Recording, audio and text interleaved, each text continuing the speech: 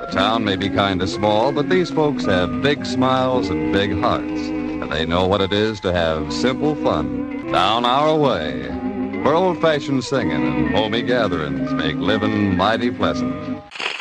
We would not be sitting, we would not have a career. And absolutely, I can say that for Adam too. That, you know, Dominique, myself, and Adam would never have had a career in music if it wasn't for Mark Lipsitz. Dave's rolling.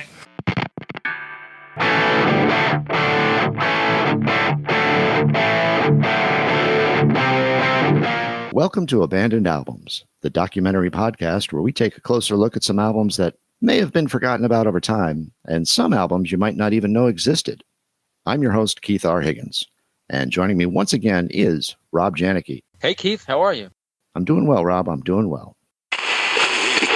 I had a chum in college who had the real thing with 8 successive girls. Oh. But tell me, how do you know it's real love, the kind you can get married on? Ever since I first met Larry, I haven't wanted to date anyone else. The whole 3 months now.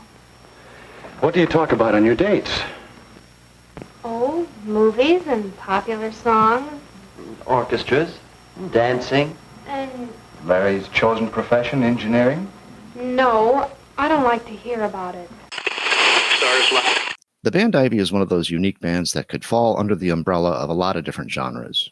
Shoegazing, it could be indie pop, they could be pop, they could be power pop, they could be 90s. Well, they are 90s. But at the end of the day, all those great songs were created by 3 people: Dominique Durand, Andy Chase, and Adam Schlesinger.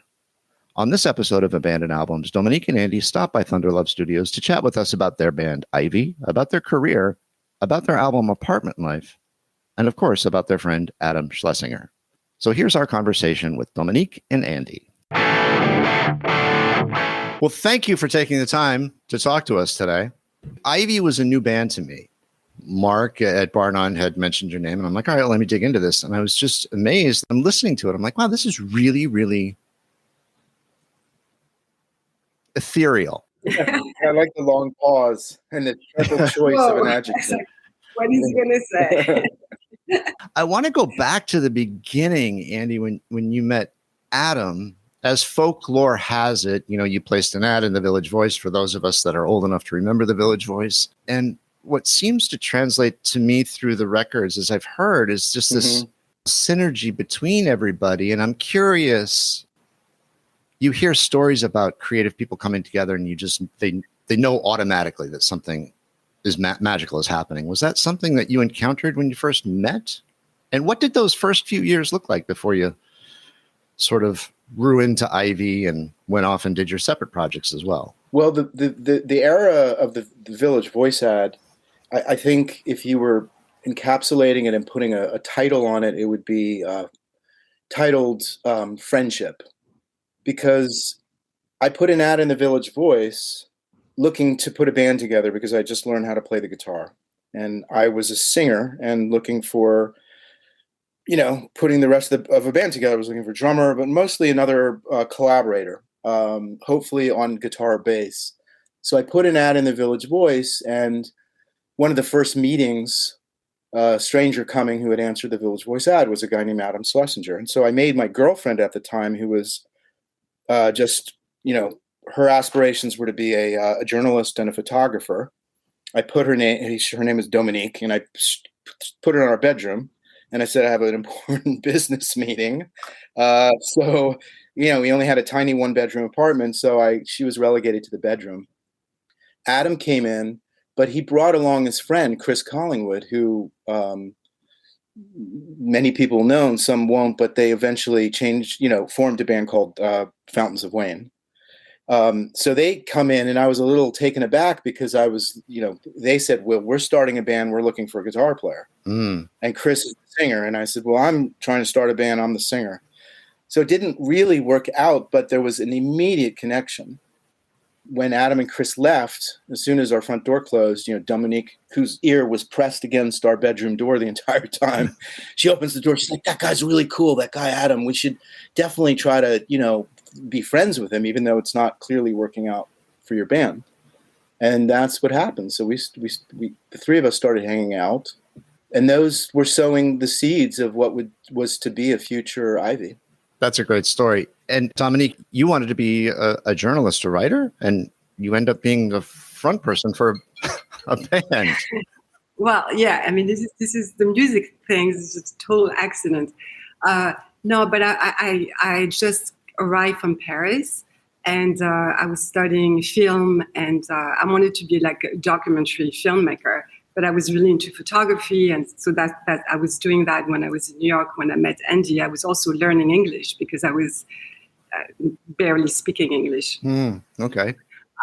But I also really loved music, and I really grew up around musicians. And my family created a music magazine in France, very famous. Wow.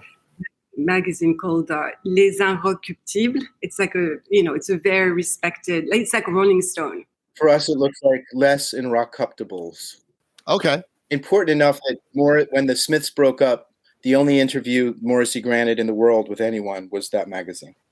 Wow. Yeah. So it was a very cultish rock magazine. But anyway, so my brother, my cousin started it, and so I really grew up. And in France, it doesn't matter your age. You can go out in rock clubs. It's like it's not like America. So I really grew up going to, a concert since I was like 10 years old. And I spent, every weekend and sometimes during the week going to see many, many bands and hanging out with bands. And so it was really my world, like just being around musicians. And so I thought for a second, when I was studying, I thought, well, I want to be around musicians my whole life. I want to be involved in music. Not, I never thought me as a performer or as a musician, but maybe as a music critic, or maybe as an art people, like record company or something like that.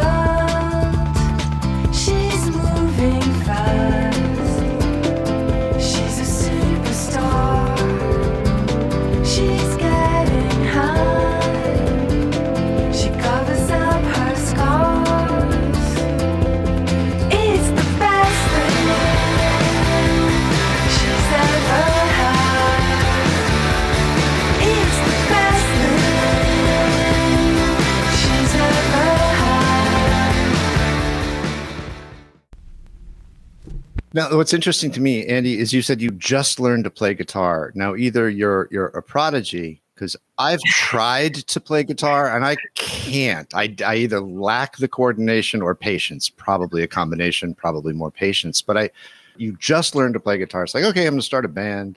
Dominique doesn't sing. It's like, okay, I'm going to be a singer. And then it's the early 90s, don't forget.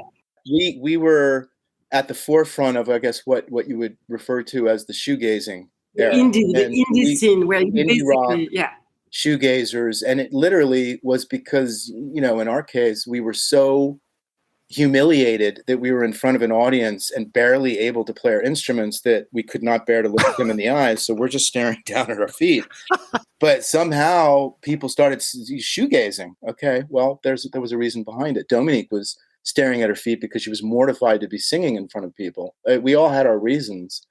I learned how to play the guitar because I fell in love with Dominique, and she said that, as a keyboardist, she's like, it's not very cool. What are you going to do? Sit behind a keyboard? Plus the music sucks when you write on keyboard. I was, okay, so what's your instrument? I was hoping she didn't say saxophone, or like clarinet. She's like, guitar. So I bought a guitar, and in 3 months, he learned.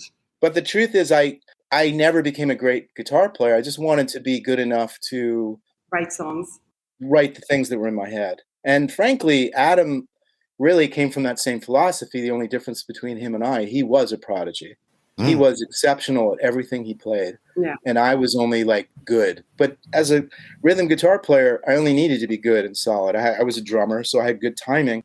So between Adam and I, if I had anything complicated in my head, Adam could play it. I learned how to play the guitar because I was in love with Dominique. We became friends with Adam because we adored him after Dominique and I got married. So this is now almost 3 years after that initial meeting where Dominique was hiding behind my, our bedroom door.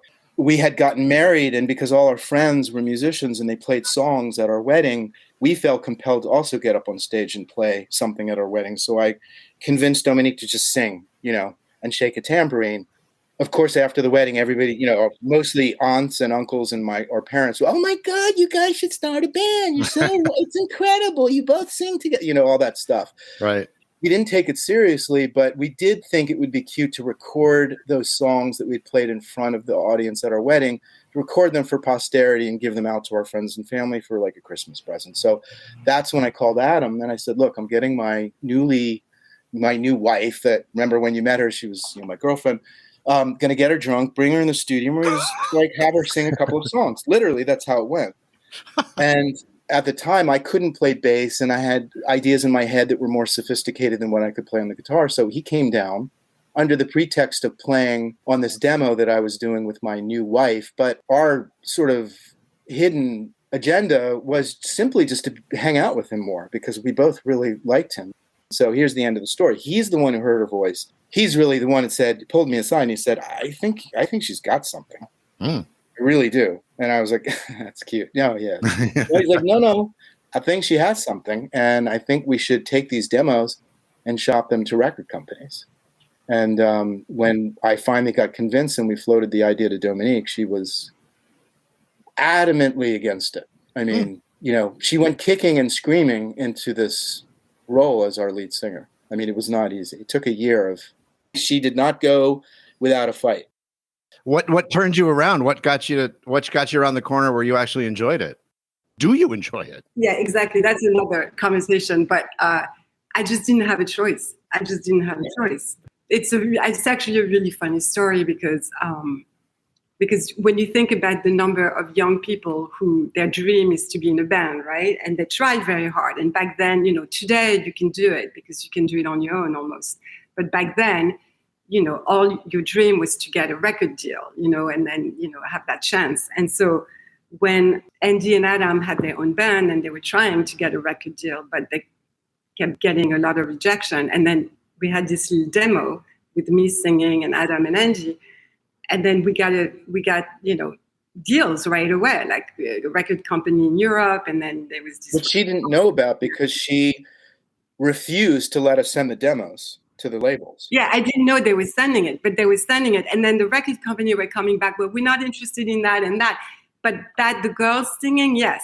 And so then they came to me and they said, we're going to get a record deal, but now we need to play live. And I was like, wait, what? I'm like, I don't want a record deal and I'm never playing live. So, and the boys, Andy and Adam could not understand. They were like, do you understand, Dominique? This is the dream of everyone. And you just refuse? Are you crazy? I was like, I don't care. Yeah, that's not what I want. I don't want to perform. I don't want to be in a band. You guys figure it out. It was a little harsher than that. It was like, you American guys are pathetic. Okay, pathetic. You need this for your self-esteem. You be dreaming, playing the guitar like this. Oh, I want to be on stage. Like, it is so pathetic. Get some self-confidence. This is not my dream. This is your fantasy, not mine. You want to shop this tape? Fine. You get it. You say we have a record deal. Fine. You need to find another singer. And I was like, you're using the fact that I'm Parisian and have this accent and these people are like, I was like, that's not my scene. The saving grace for her was that Atlantic had heard it and they said, we'll sign you, but we want to see you play. Right. And so Adam was too scared because he had known her well enough at that point. He was no way he was going to broach that subject with her. So he used the old, like, hey, she's your wife, man. Control her. You tell her we need to just put a band together. So I show up like a day later to meet with Adam at a cafe, and I have scratch marks on my face. Not literally, but okay, good. What happened? Not literally. I'm like, you don't know French girls. She's like, she is not. Please. So we both go over together, and he's like, look, Dominique, we'll have a record deal by Atlantic Records. All we have to do is, and she interrupts him like, no. So we call Atlantic, and we're like, unfortunately, we tell them, like, we're not putting a band together. We didn't tell them why. We just said, we're going to go with a smaller label that made a smaller offer, and they don't need to see us play live. So we're going to make our record and then we'll put the band together. That's what we're doing. So thank you, but no thanks. We're going to take this other offer. Wow. Lennon comes back and he says, fine, we'll sign you. You don't have to play. Damn. So then we had to go back to Dominique. So we had to go back to Dominique, right? Every time it was like going back to like a wild feral cat, you know, you're like creeping up slowly to like, you know, like feed her. I've never been married, but that's a pretty harsh beginning for a marriage and a band. That's a lot to overcome. Yeah. And you're still together. That's right. Yeah. And from Adam's perspective too, you know, think about it. He's like, at the time, a single guy. He's with this married couple, and she's like wants nothing to do with being the singer in a band. Like it's his only opportunity to get his foot in the door, and frankly, mine too. And there was so much resistance, and every step of the way, you know, she finally conceded that she would sign the deal as long as we didn't have to play live. We'd make the record, and then we'd find a singer to play live, right? And so we knew that wasn't going to happen, but we placated her. It was like, oh, okay, sure. Well, there was a time when Bill was severely handicapped as far as swimming goes. He used to visit the pool once in a while, but it was the same story every time. But one thing was certain. Yes, Bill had a handicap. That handicap was fear. Atlantic, behind our backs, sent our little demos, which they signed us based on, to Melody Maker, and Melody Maker picked us a single of the week. Wow. The label sat us down and said, you have to play your single of the week. We need some show in advance of your EP, which was coming out. I don't remember all the hardship and fighting and, you know, meltdowns that happened between that moment and our show. But at the show, they told us, you know, it was sold out. There were from New Zealand, Australia, Japan, England. Journalists came from everywhere, right, to see us. Our first debut show. Adam, it's like, have you seen Dominique? No, I thought she was with you talking out. She's like, no, I haven't seen her in like 20 minutes. I'm like, and then somebody comes in, guys, time, go on stage. And we're looking around, and I see there's an emergency exit door in our dressing room. That's like a little bit open, and I kind of open it and I look and I see it's directly outside into this alley in New York City. And I poke my head out and look all the way down the alley, and I see what clearly is Dominique's profile with her hand up in the air trying to hail a taxi, right? You can't make this up, right? I go bolting down the street. I go running up to her. I'm like, what the hell are you doing? She's like, and she's taxi. She's like in a state of, I don't even know what you call it. She was beside herself. Normally she would have most people would have fainted, but she was still like cognizant, but kind of out of her mind. And I grabbed her and pulled her back down the alley into the dressing room, and we gave her a bunch of whiskey. And I think somebody had a Xanax, and we gave it to her. Went on stage like an hour late. She refused to look at the audience the entire time, had her back to the audience like the first the Doors concert you hear about, right? And the entire concert, you know, Adam's cruising across the stage while we're playing, and he's whispering in my ear, tell her to look at the audience. And I'm like going over to Dominique, look at the audience. She's like, fuck you. And she was so angry at us. She never looked at the audience. She stared. And then we went back in the dressing room after the show, mortified that we had been signed and dropped probably within one, you know, because everyone from the label was there. And we were just distraught that we had blown our opportunity, or she had blown our opportunity. And everyone, our A&R guy, the vice president of Atlanta, they all come in raving about, it's so amazing how she doesn't give a shit about anything. She just does her thing. She has this fuck you attitude. She just stares down, and it was captivating. And we're like, oh, yeah, that's her style, man. That's what she does. Andy, what year was this? This was 1984. Not 94. 94. Yeah, 94. When you first started playing guitar, from the prior conversation, were you playing this kind of what became, I guess, shoegaze style, this atmospheric type of music? What were you listening to when it came to, you know, your guitar playing? What I was listening to was truly what me, Dominique, and Adam were all listening to. We were literally glued to the same stuff. On the shoegazing side, there were bands that were truly shoegazer, and we associate the shoegazing genre with sort of a heavier sound, like My Bloody Valentine. Exactly. Yeah. Yeah, and we were crazy into that record. Cocteau Twins and all the British bands from back then, even New Order to a certain degree. There was before, but there are bands that we were into that touched into it, like Blur, and then there was, of course, Ride. Any British band that had any sense of melody, and it was pretty much for us dominated by Britons. For every one American band we liked, there were just like 9.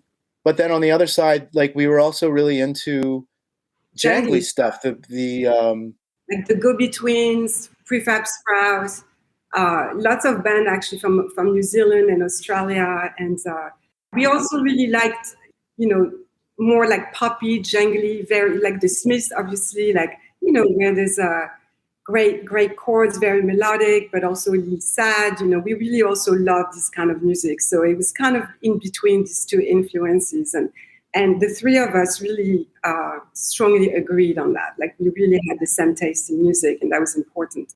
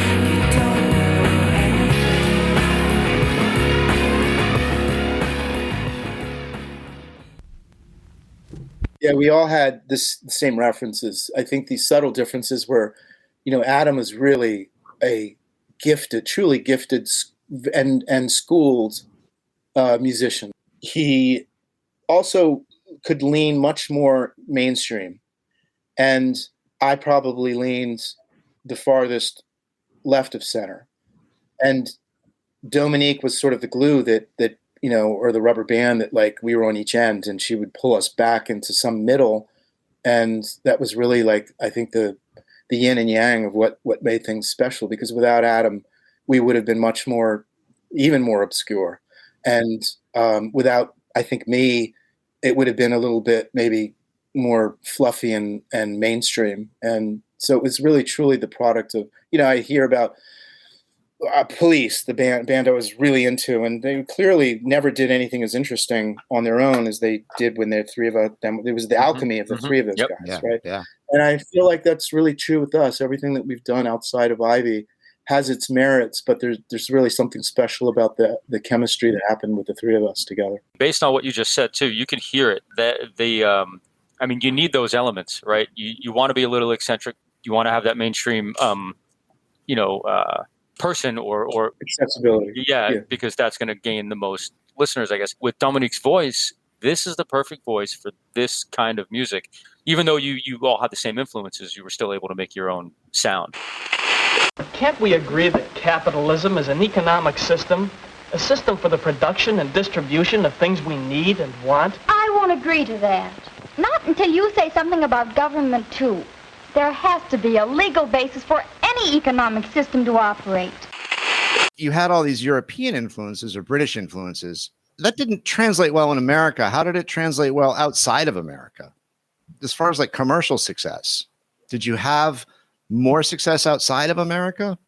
And let me clarify, not that commercial commercial success denotes any kind of value. No. I get your question and your point. It's a fair one. Understandably, our weakest, to sound business-like, our weakest market was we sold the least amount of records in the United States. No surprise, right? Our biggest market was Asia, Japan, because America's so big. It was an important place for us. If you base it on reviews, certainly Japan and England, we fared a lot better. We always fell in that chasm between being too left of center to be truly mainstream and too mainstream to be really embraced as a real, purveyor of indie rock, left of center indie rock, or college radio, whatever you called it back in the mid-90s. So we kind of fell into this gray area where there were a lot of people who didn't like us. It was too easy listening, or it was too weird, but we, for some reason, were taken in by Hollywood from the mid 90s to really about 10 years ago. It was about a 15, 18 year run where just everybody who was making movies and TV shows and TV commercials, they wanted our music in it. And so we were probably one of the most licensed bands of that era, which is a real secret, because it's not, how would anybody know that? Right. But we were making a really comfortable living from being just licensed left and right. And certainly it made our parents feel like, okay, well, I guess they're doing something, they're not asking me for money anymore. Something must be going right. But that's also what allowed us to keep making records and having always, a record company behind us. If it was just about, selling record, there was no way we would have been dropped and goodbye. But because we were licensed so much, then the record company were always like, well, we recoup. It's okay. We can keep them. Let's make another record. Let's put them on tour. We toured a lot in America, way more than in Europe. We toured quite a lot in Spain for some reason. I don't know why, but we toured a lot in Spain. They liked us there, which was great because I love this country. So for me, it was perfect. I love touring there. But yeah, so the opportunity for us to be licensed in many, many movies and TV shows allowed us to continue making records, which was great. From what I can gather, it really allowed you to spread your creative wings. It did. Yeah. We I think to this date, because we have a list of all the licenses, we have like a database of it. Once every 5 years, I take a glance at it. I'm like, whoa. We're in probably over 100 movies, and it's probably 40 to 60 TV shows, and the same amount of TV commercials. And I remember, our first record deal, I think our advance was $15,000. It was a $15,000 record deal. We didn't care. We were happy. Sure. But our first license opportunity was for Volkswagen. And all they wanted was a song that was on our existing album, our first album. Mm-hmm. And they paid us $40,000, like almost 3 times our record deal. And it just made so much sense that, it wasn't a tampon commercial. It wasn't Vaseline. It was something cool. And it was a cabriolet. It was a convertible. So we were like, it's a no-brainer. Yeah. Although, well, no, we almost didn't do it. And did you remember? No, because that was the thing. This was like really 94, 95. It was really early on. Yeah. And we were like an very indie band, right? And suddenly we have this opportunity. And our first reaction was like, if we do it, if we say yes, that's it. Our career is over. Like our fans are gone. Then it's like selling out. That was the kind of attitude back then. And then, well, at least that was mine. And I said, you can't be in a rock band or whatever, a band, and just sell your songs to commercial like Volkswagen. Are you crazy? But then their point of view was like, who cares? We are musicians. We have to make a living, and it's, there's nothing wrong with that. And so they convinced me, and we said, okay. And of course, we got a lot of shit from that, for sure, from a lot of fans. We lost a lot of fans. But what was interesting is after we accepted it to do that, so many indie bands after us followed us, like Luna. They were like, well, if Ivy can do it, fuck, we can do it, And so suddenly we sort of opened the door to many, many indie bands who were like, you know what? We need to make a living too, and we can do it. It's okay. It's fine. Without even knowing it, you guys were ahead of your time, because who could really predict the collapse of the conventional record industry? Absolutely. Yeah. That's what the industry is now. That's how people, musicians do tend to make money. All the streaming platforms. I don't see that going away. Yeah. Hopefully for you guys or for other artists out there who need that way to make a living, since the conventional way was taken away from you. when I think about those kinds of lucky opportunities that we literally fell into, I always imagine us, really, Ivy was kind of like a rabbit's foot. You know, we had good luck every step of the way, despite ourselves, you know, despite Dominique's resistance. It happened, and she fell into a career that she ultimately absolutely adored. And despite us not trying, we became one of the most licensed bands at the time in the country, probably the world. And despite us not trying, we ended up scoring films with no experience. The Farrelly brothers, they would come to our shows and they were huge fans, and finally decided with Shallow Hal they wanted us to actually write the score. And there was a big fight apparently with them and 20th Century Fox, who were saying they've never scored a film. What are you talking about? It's like a crazy budget here, and you're handing it to these novices. And frankly, 20th Century Fox were right. But the Farrelly brothers put up a fight and said, we don't care. We trust them. And it was thrown into our laps, and we thrown into the fire. But we came through and did a great job. But it's just again and again, like somebody asked me to advise them on the career path in the music industry. What the hell would I say? It seems like every time you guys turned around, you just got blessed with something, which is great. Well, you had a absolutely beautiful French girl that nobody sounded like her. Right. And then you had two type A personality Jewish guys who were just like, just, so it was a pretty wicked team, I think, in a lot of ways.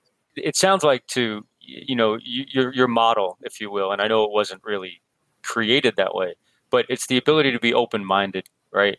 Dominique did not think this was going to be her path, obviously railed against it, and look what it turned into. And then to Dominique's point about selling out, in the early and mid 90s, people did bring that up a lot, right? Who gives a shit, right? And you made such a good career for yourselves out of it. So you were thinking beyond the conventional wisdom of the time, and congrats, because it's usually not the way forward for people in music, because they get bogged down by all that bullshit, and you guys didn't. So you're open-minded enough to, go your own way. For sure. That's a nice way of putting it. Yeah.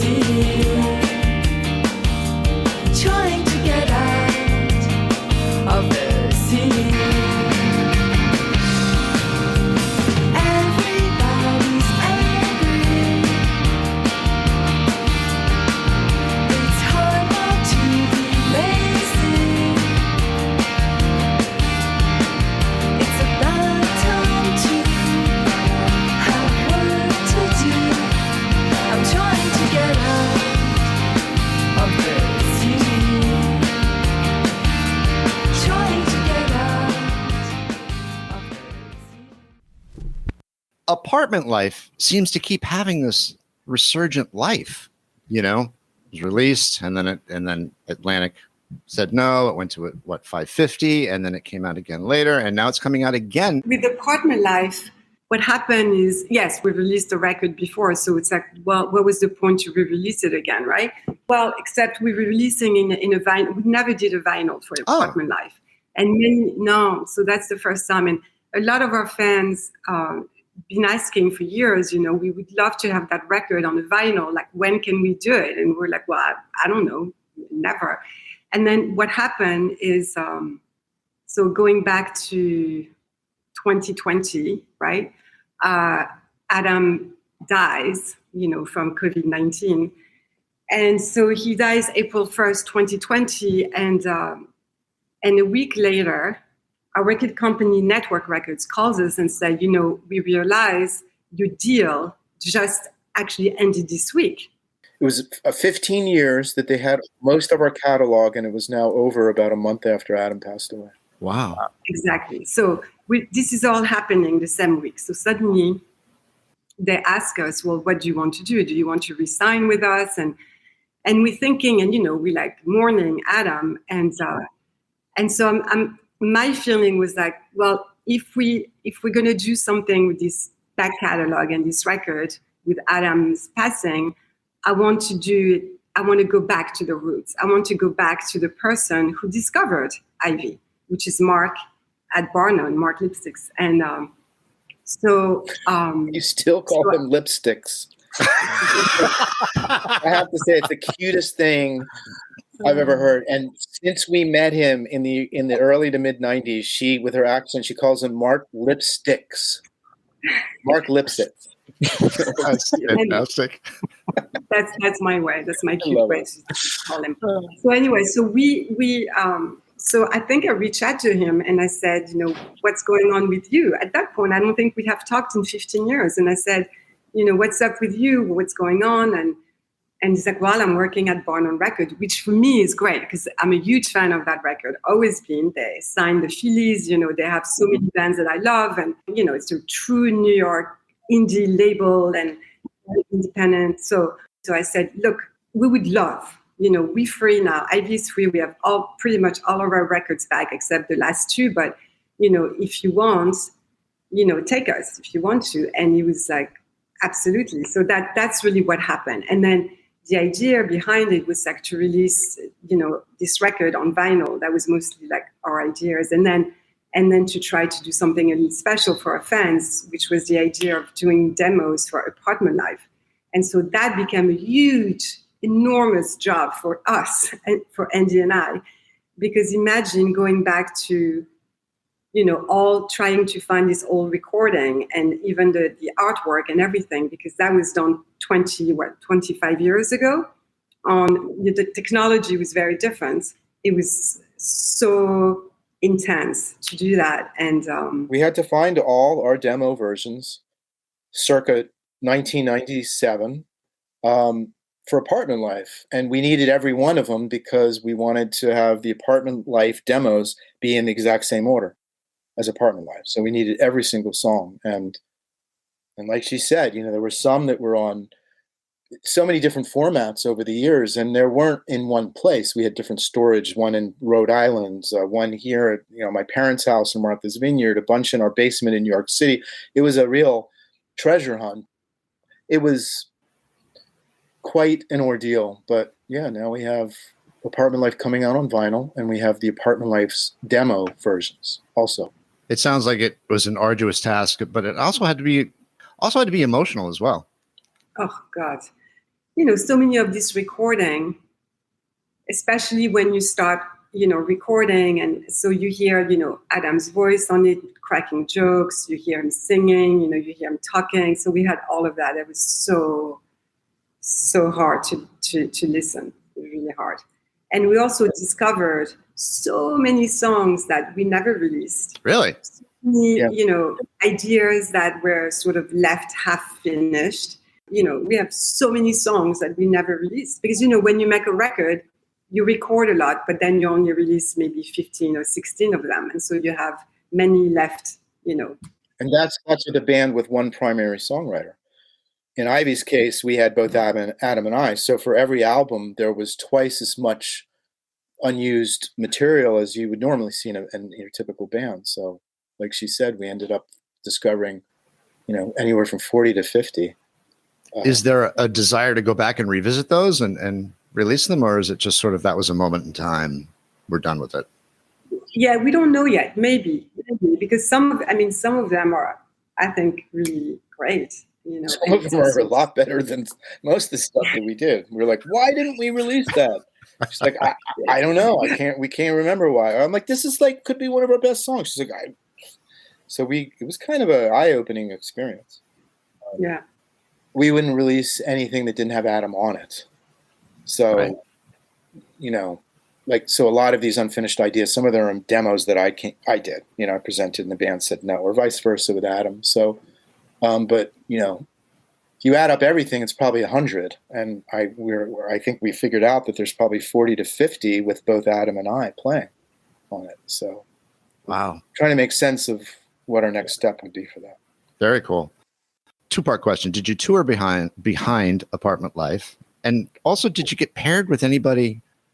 Did you headline clubs or did you open for anyone unusual? A lot of times bands get paired with a band that they just don't have anything in common with. Oh, yeah. No, we first of all, we toured a lot for Apartment Life. We did a lot. I think we toured we opened for There Might Be Giants, right? Was it? And that was a little unusual. I don't know why we ended up touring with them. I really like them.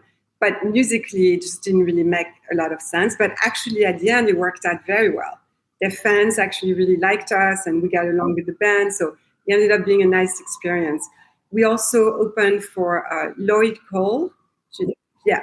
So Lloyd, we opened for him, and he was fantastic. And Edwin Collins. Mm-hmm. And then Edwin Collins from the band Orange Juice. So Orange Juice is because I was a huge fan of Orange Juice growing up. And when we did this, we did a cover. I wanted to do a cover of one of his songs called I Guess I'm Just a Little Too Sensitive from an old Orange Juice album. 1, 2.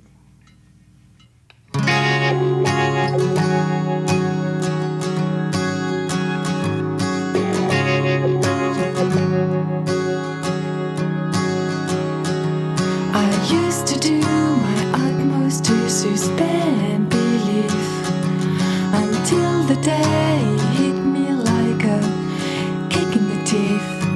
Insensitivity stakes you less than normal starter. You don't need a lover, you need a sparring partner. I guess I'm just a little too sensitive. I guess I'm just a little too sensitive. I guess I'm just a little too sensitive for you.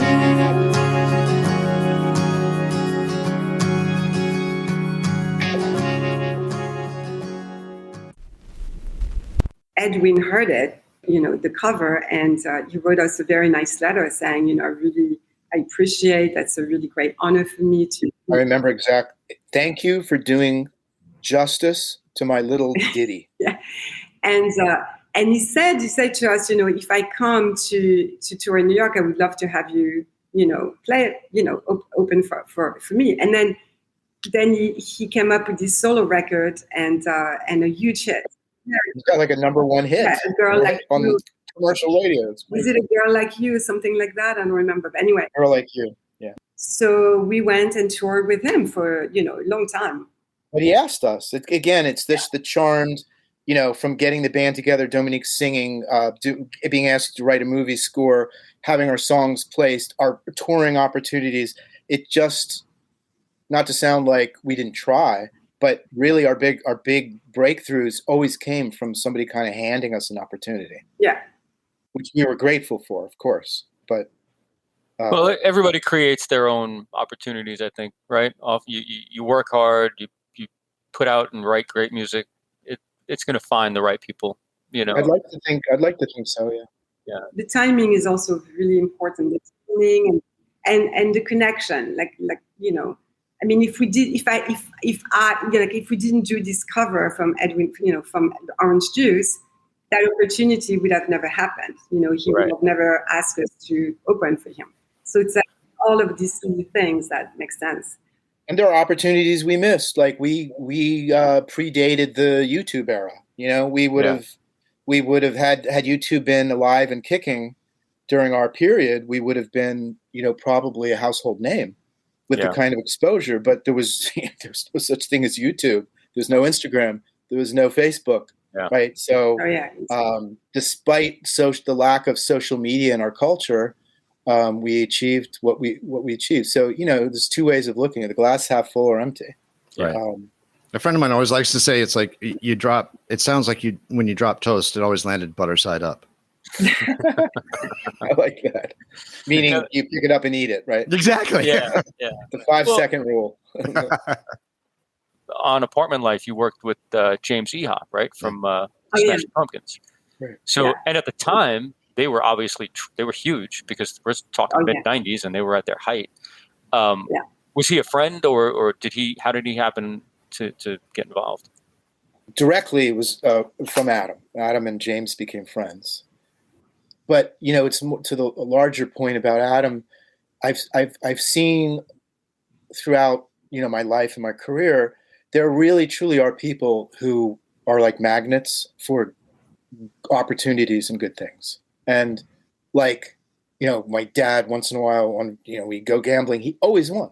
Always. There's people who just seem to like whatever they touch, they kind of like a Midas, whatever they touch turns to gold. Adam truly was like that. And we were gifted to be along on that ride with him. We didn't know it at the time, but in retrospect, I really see that everything he endeavored had some sort of success, either monetary or like great reviews. It was just really good music. There was always something worthy.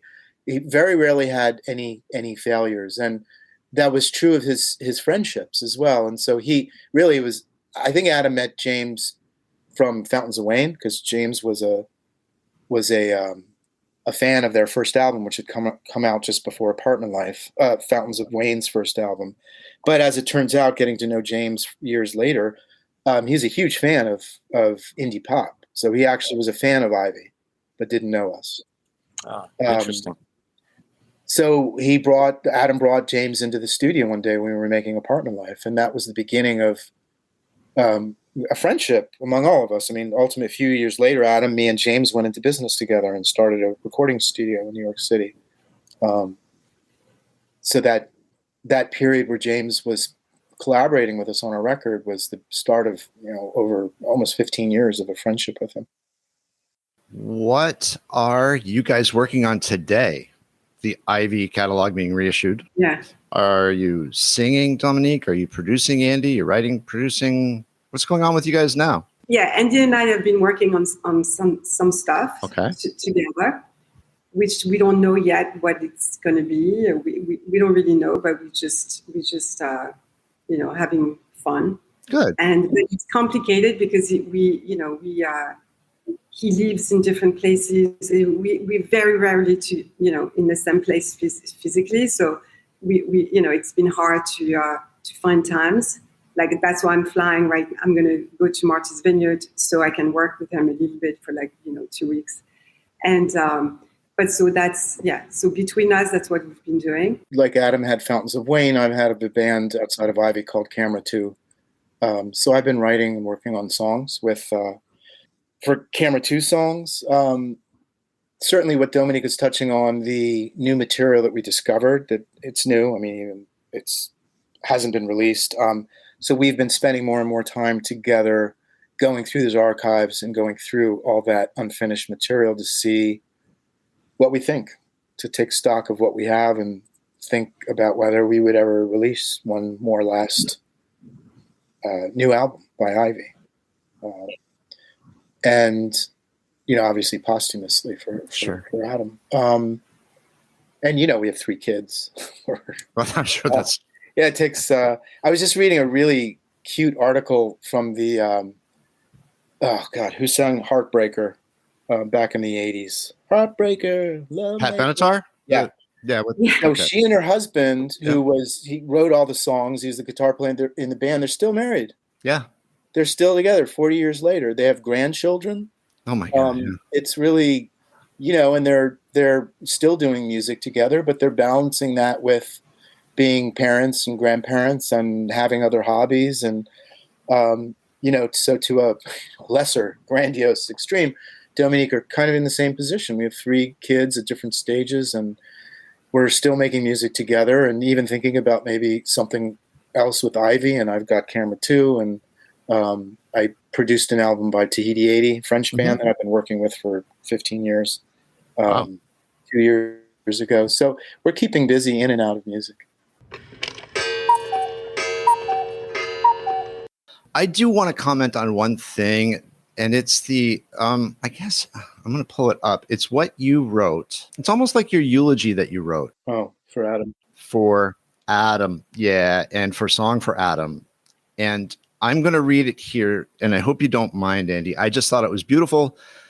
And ... Adam and I both believe that all of us, sadly, will fade away no matter our achievements, no matter the level of greatness, wealth, accolades, love, or adulation we attain. He, me, you, and everyone will all disappear someday, and the world will just continue to spin, immune and indifferent to our absence. So I hope my Song for Adam helps keep him in our hearts and minds just a little bit longer as we push back against a world that soon seems to forget us all. I just think it's beautiful. Thank you. That's just phenomenal. Thank you. Yeah. Really like that. Goosebumps. I wish I could show them to you, but they're... What those words meant to me was, you've got to live in the moment, enjoy everything. It is all going to go away at some point, but, really, really do everything you want to do it in the here and now, enjoy people and time and life now. Thanks, Keith, for reading that, because I hadn't seen that. Well, thank you, Andy, for writing it. When we get off this call, I'm going to send Mark an email and thank him again for turning me on to you guys. I've really enjoyed it. It's been a wonderful journey for me. Mark is the best. Yeah. Andy, Dominique, thank you so much for your time. It's been a pleasure. Yeah. Thank you, both of you. Thank you very much. Thank you so much. Thank you. Looking forward to what comes next. Absolutely. Yeah. Okay. All right. Thanks, Take guys. care, guys. Okay. Bye. Bye-bye. Many thanks to Dominique and Andy. The songs you heard on this podcast were The Best Thing, You Don't Know Anything, Get Out of the City, all taken from the album Apartment Life.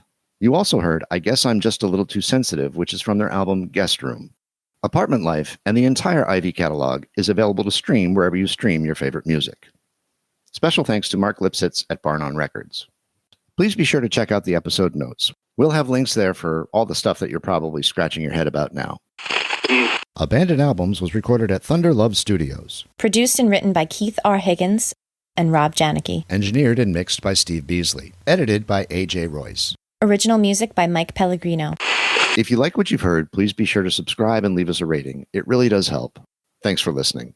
At Twitter, we are at Abandoned Albums, and on Instagram, we are at Abandoned_albums. Grazie. Bailey Leaf, Rob Janicki, S.W. Loudon, Michael Janicki, Steve Beasley, Mike Pellegrino, Therina Bella, Peyton Janicki, and of course, our executive producer, Rufus Thunderlove.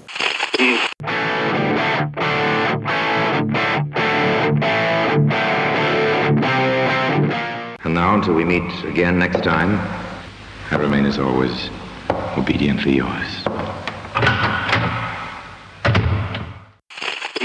Abandoned Albums is a production of Paw Print Media.